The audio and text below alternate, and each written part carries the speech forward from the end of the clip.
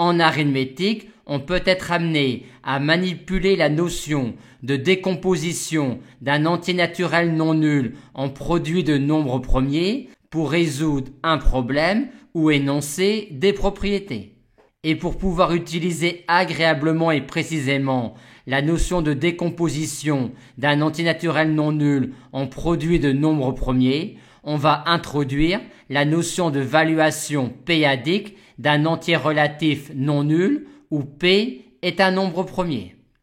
Pour un nombre premier p, on appelle valuation p-adique d'un entier relatif non nul la puissance maximale de p que l'on peut mettre en facteur dans l'entier relatif. Si le nombre premier p ne divise pas a, ce qui revient à dire si p est premier avec a, il est clair que la valuation p-adique de a est nulle. La propriété fondamentale sur la valuation p-adique est la suivante. La puissance maximale de p que l'on peut mettre en facteur dans AB s'obtient en sommant la puissance maximale de p que l'on peut mettre dans A et la puissance maximale de p que l'on peut mettre dans B.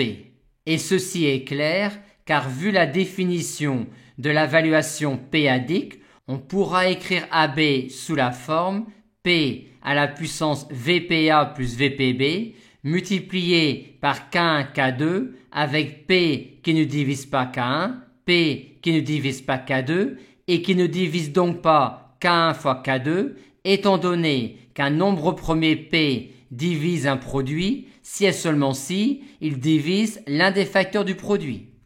Et on a donc obtenu que AB peut s'écrire P à la puissance VPA plus VPB fois un entier relatif qui n'est pas divisible par P, ce qui démontre la relation fondamentale sur la valuation p-adique.